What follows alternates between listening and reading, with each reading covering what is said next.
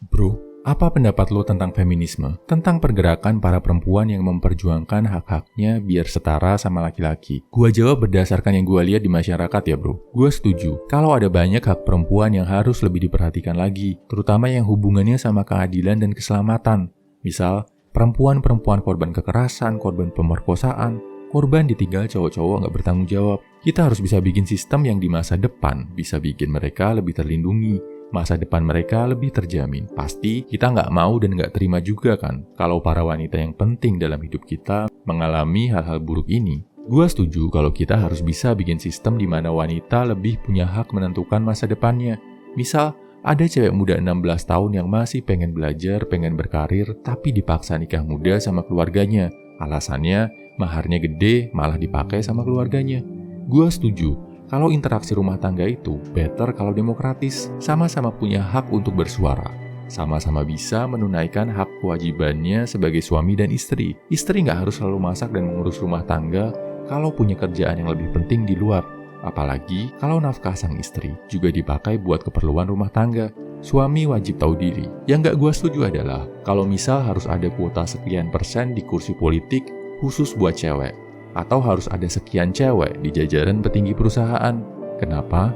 Karena kalau masalah pekerjaan, masalah profesionalitas, yang harus dijadikan bahan pertimbangan adalah kompetensi, kemampuan, dan skill kita, bukan berdasarkan jenis kelamin. Kalau ternyata kompetensinya memadai, 100% cewek atau 100% cowok, gak masalah bro. Karena yang paling penting adalah performa kerja. Tapi dari pengalaman gue berbisnis di level perusahaan, baik di level perusahaan level nasional, internasional, ataupun level startup pun, jarang banget ada cewek yang bisa masuk ke jajaran petinggi, pengambil keputusan atau tim inti perusahaan. Paling jumlahnya 10:1. Satu cewek setiap 10 cowok. Bukan karena masalah diskriminasi gender, tapi memang karena realita dan performa kerja. Kita tahu sendiri kan, untuk ada di jajaran tertinggi perusahaan, perlu dedikasi dan pengorbanan yang besar. Kebanyakan cewek nggak bisa ngelakuin ini. Kenapa? Karena mereka memilih untuk mengurus kehidupan di luar kerjaannya. Lebih banyak yang milih pulang mengurus anak atau nongkrong sama circle-nya daripada stay di kantor sehari 12-14 jam mendedikasikan waktunya untuk kerjaan. Banyak juga yang karena nikah, hamil, akhirnya memutuskan untuk resign, nggak melanjutkan karir, lebih memilih untuk ambil uang tunjangan.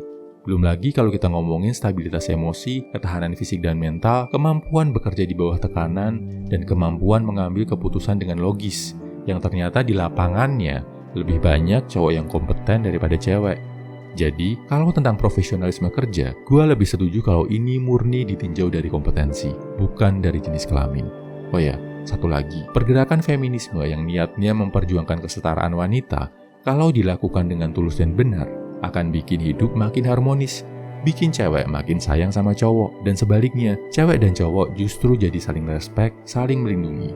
Bukannya justru jadi bikin cewek benci sama cowok, merendahkan cowok, atau bahkan menghasut wanita-wanita di dunia ini untuk menganggap pria sebagai musuh.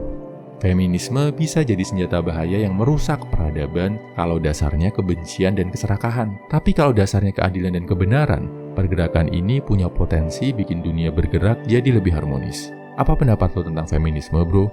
Share di kolom komentar ya. Semangat!